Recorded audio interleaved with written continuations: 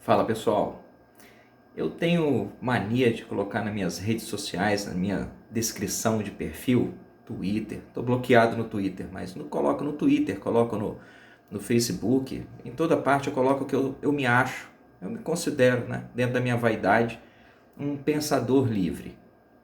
E algumas pessoas vêm me questionar que diabo que é um pensador livre no final das contas. Então eu vou tentar explicar a maneira como eu enxergo isso.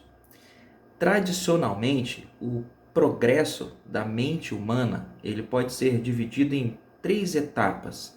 Primeiro, a gente tem aquele pensamento absolutista.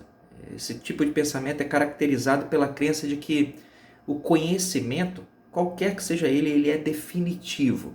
E esse conhecimento é diretamente baseado na experiência da realidade e legitimado de forma inquestionável por qualquer coisa ou pessoa que a gente encare como uma autoridade.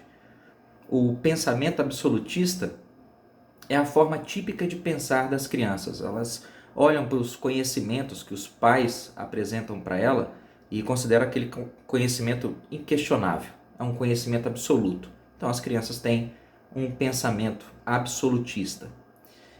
Quando os anos vão passando, a gente vai entrando na adolescência, esse tipo de absolutismo, ele dá lugar ao tal do pensamento questionador, que é a segunda etapa do desenvolvimento da nossa mente. O adolescente, ele passa a considerar qualquer conhecimento como uma coisa ambígua, subjetiva, relativa.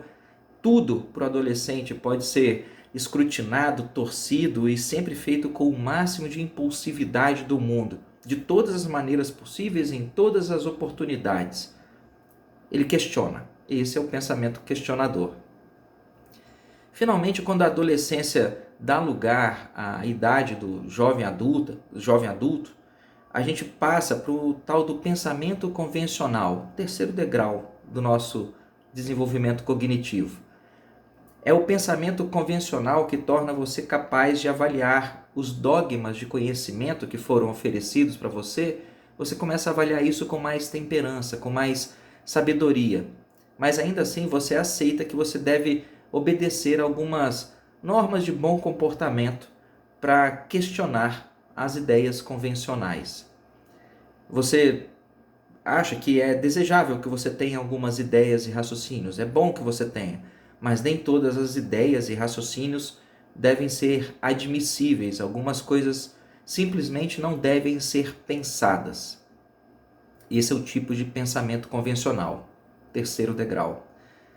O problema com esse modelo habitual do desenvolvimento cognitivo humano é que ele resulta numa mente extremamente relutante em se livrar, em abdicar das crenças que ele interiorizou e que são injustificadas.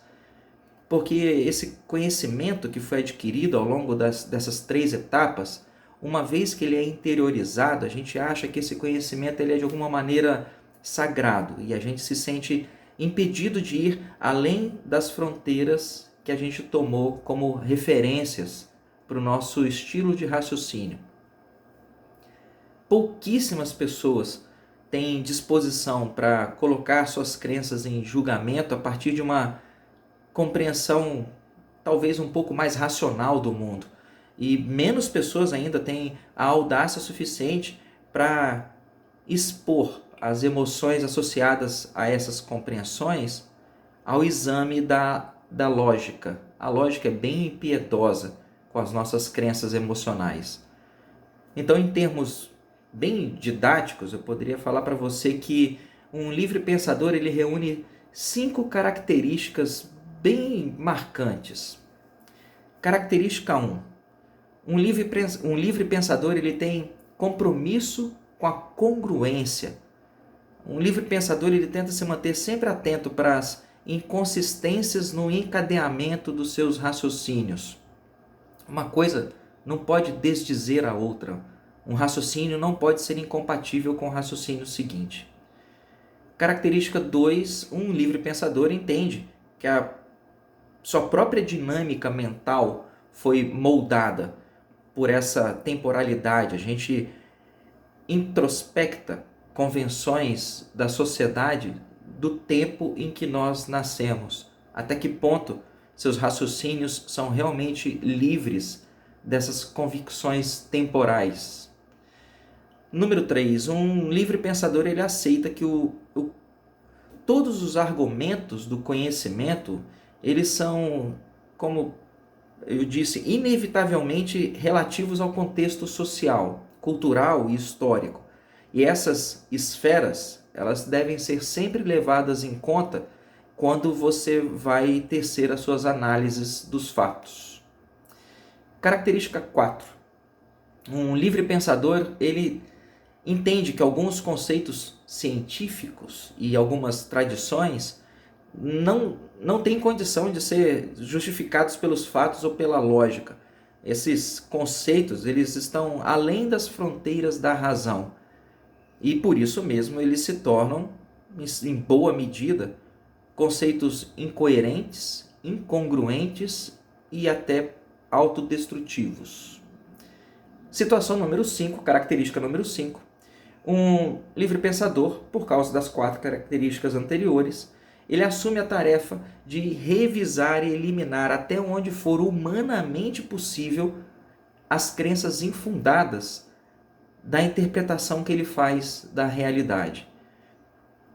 As vantagens de você perseguir esse tipo de configuração, a configuração de um pensador livre, é que você passa a desenvolver uma coerência lógica, você passa a ter uma capacidade de se manter alerta para as doutrinas improcedentes que se abatem em cima da gente.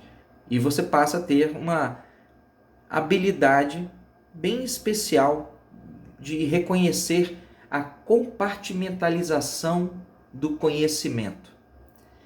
Esse tipo de missão, de caminhada, não é impossível você desenvolver uma forma de livre pensar, mas essa é uma decisão que exige grande esforço, disciplina e comprometimento, porque você tem que ir além das emoções que limitam a capacidade da mente humana.